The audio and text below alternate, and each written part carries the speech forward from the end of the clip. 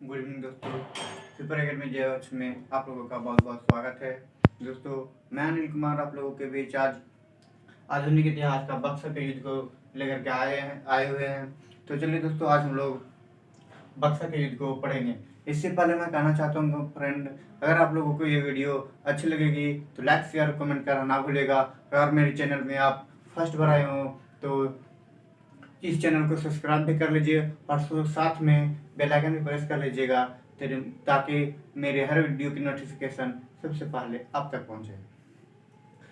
तो चलिए फ्रेंड, अब हम लोग अपने टॉपिक की ओर बक्सर के युद्ध को पढ़ते हैं। बक्सर के युद्ध, इसके पहले मैंने दोस्तों आप लोगों को प्लासी का युद्ध पढ़ाया है, जिसमें प्लासी का युद्ध रॉबर्ट क्लाइव रॉबर्ट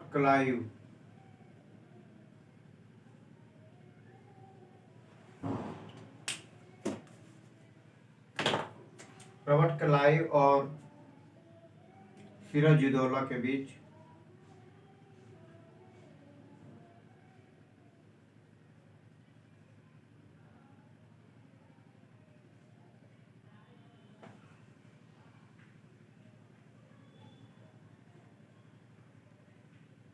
सिराजुद्दौला के बीच लड़ा गया था।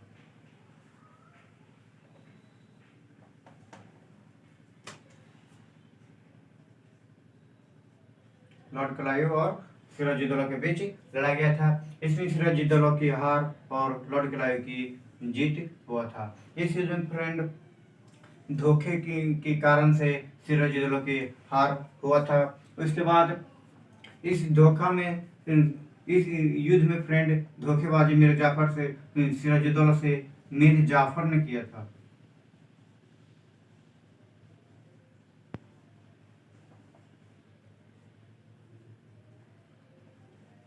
मीर जाफर ने किया था। इसका उद्देश्य था दोस्तों कि अगर हम अंग्रेजों को साथ देंगे तो फिर ये जो शासक है सिराजुद्दौला या हट जाएगा, तो फिर हम इस बंगाल के शासक बन जाएंगे। इसीलिए सिराजुद्दौला को धोखा देकर के अंग्रेजों का साथ दिए और फिर इस युद्ध में अंग्रेज लोग जीत गए थे। इसी जीत की खुशी में फ्रेंड क्लाइव ने मिर्जाफर को बंगाल का शासक बना दिए। लेकिन इसके बदले में अंग्रेजों ने मीर जाफर से 24 फरगने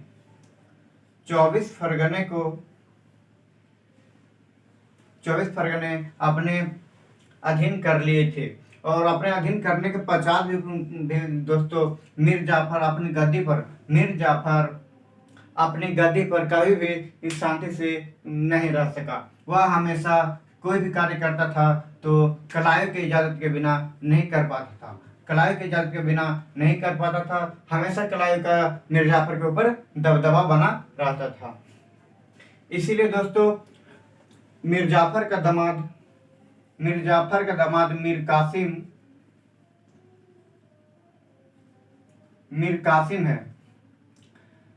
कासिम को मीर जाफर ने अपने दबदबा कम करवाने के लिए लॉर्ड क्लाइव के पास कलकत्ता भेजे हुए थे। तो फिर मीर कासिम है तो क्लाइव के पास गए, लेकिन वहां पे अंग्रेजों ने एक नई चाल की चली और वहां पे सौदा कर दिया गया मीर कासिम के साथ कि वहां का बंगाल का शासक मीर कासिम को बना दिया जाएगा और मीर जाफर को वहां से हटा दिया जाएगा। इस धोखे से दोस्तों मीर कासिम ने भी अंग्रेजों की ओर हो गए और बंगाल के शासक फिर मीर कासिम बन गए थे।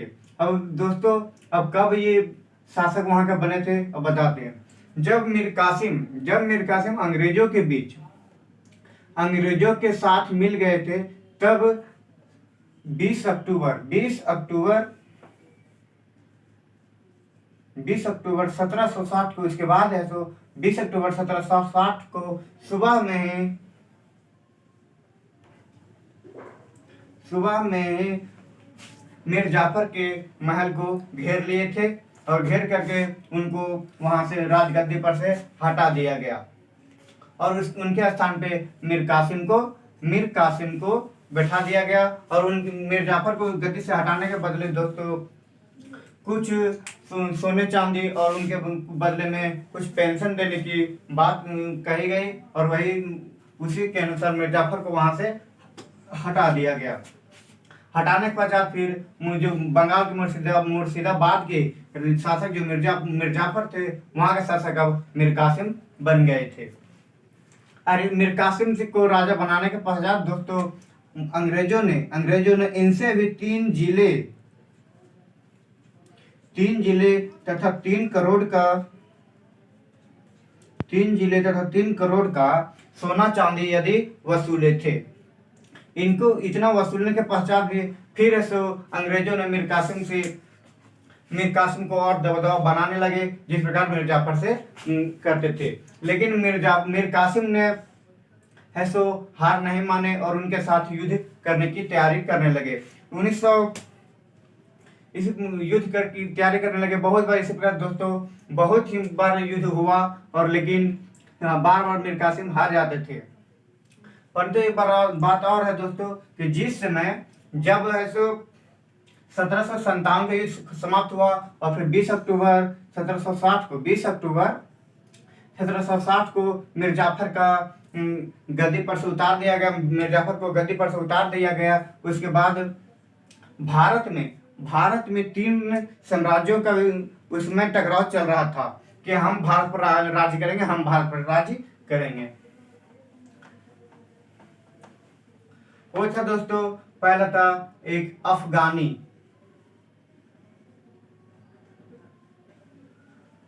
अफगानी थे, दूसरा थे मराठा साम्राज्य और तीसरा थे अंग्रेज। अफगानी साम्राज्य के शासक उस समय दोस्तों अली अहमद शाह थे। अली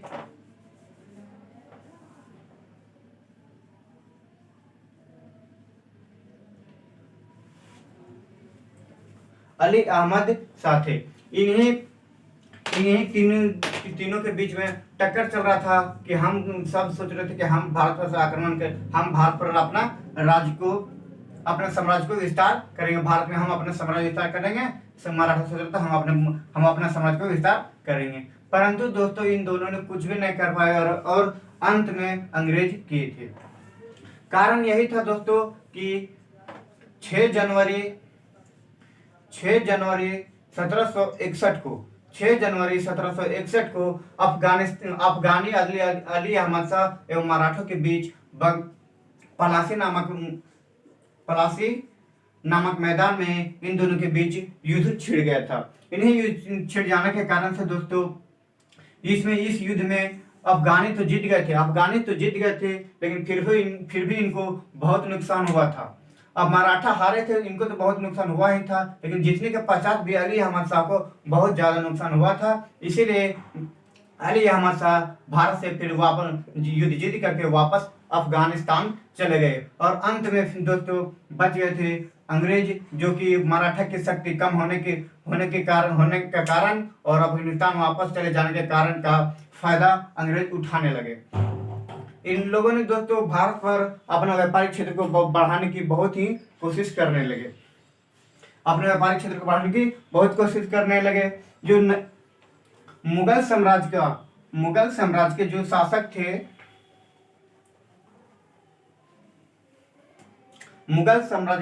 थे, शाह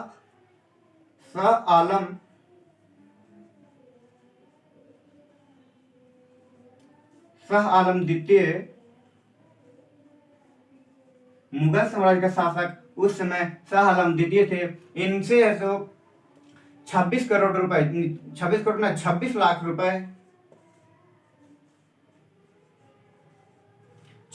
रुपए दे करके उड़ीसा, बंगाल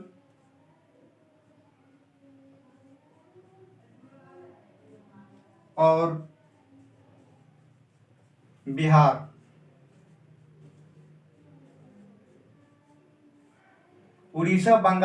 बिहार की इन तीनों राज्यों की दीवानी को मांगने लगे।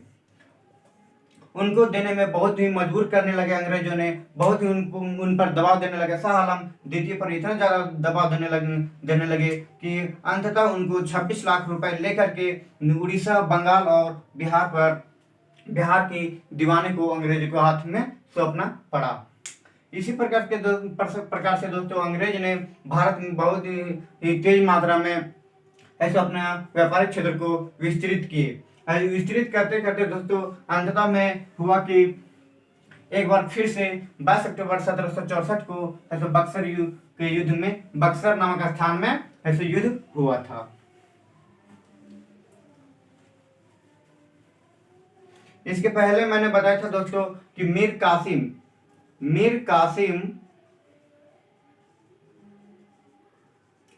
कासिम अंग्रेजों से बहुत बार छोटे छोटे मामलों को लेकर के झगड़ चुके थे, जिससे कि मीर कासिम बार बार हार जा रहे थे।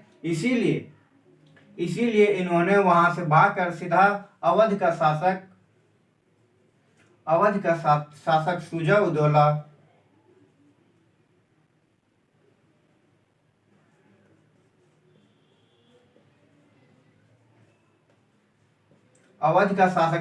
शुजा-उद-दौला के पास चले गए। इनके पास चले जाने के पश्चात दोस्तों इनसे मदद मांगे। मीर कासिम ने शुजा-उद-दौला से मदद मांगे। तब है सो मीर कासिम और शुजा-उद-दौला दोनों एक साथ मिल करके अंत में फिर मुगल सम्राट शाह आलम के पास जा करके फिर इन तीनों ने संधि किए। संधि करने के पश्चात दोनों इन तीनों ने अंग्रेजों को भारत से निकालने की साजिशी करने लगे।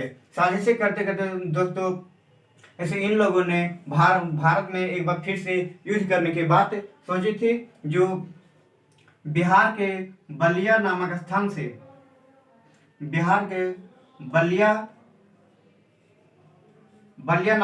से दूर 40 किलोमीटर स्थित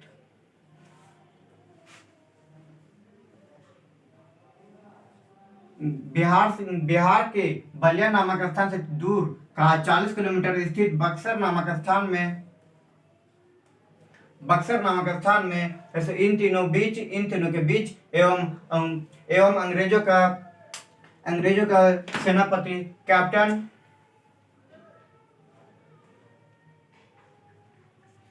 कैप्टन हेक्टर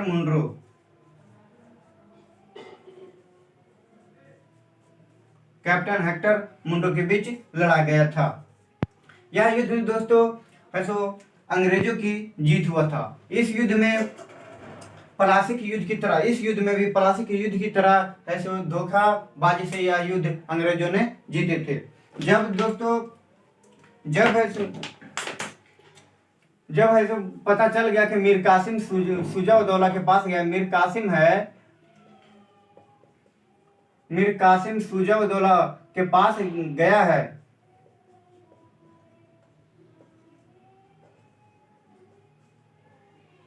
तो इन लोगों ने उनके पास से जो भी कार्य थे उन लोगों को हराने के लिए बहुत ही प्रयास करने लगे। और अंत में फिर यही हुआ कि शुजा-उद-दौला के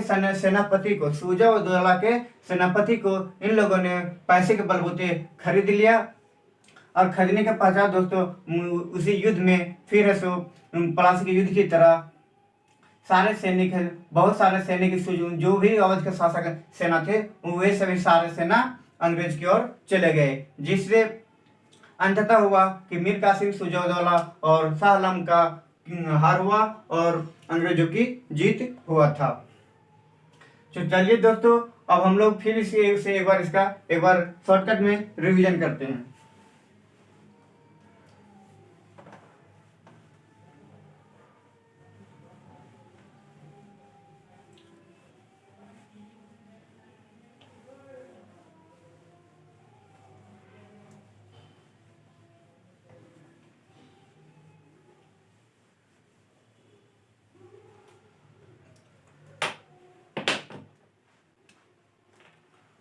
बक्सर का युद्ध 22 अक्टूबर 1764 को कैप्टन हेक्टर मुनरो एवं मीर कासिम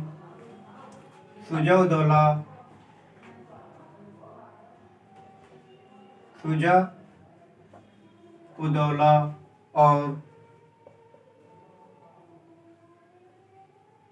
शाह आलम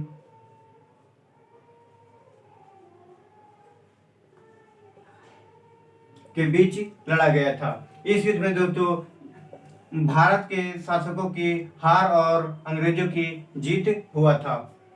इस युद्ध में भी छल कपट की सहायता लिया गया था और यह युद्ध बिहार के बलिया नामक स्थान से 40 किलोमीटर दूर स्थित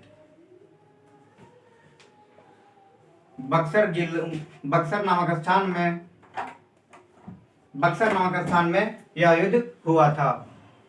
इस युद्ध में दोस्तों बहुत ही खतरनाक युद्ध हुआ था। अगर पलासी के युद्ध के जैसा अगर इसमें अगर छल कपट नहीं हुआ तो शायद हमारा देश उस देश है सो गुलाम नहीं हुआ तो होता। लेकिन फिर से हमारा देश छल कपट का शिकार बन गया, जिससे हमारा देश है सो लगभग 200 वर्ष तक फिर गुलाम रहा था। अगर दोस्तों आपको ये वीडियो अच्छी लग रही हो तो लाइक, शेयर और कमेंट करना ना भूलिएगा।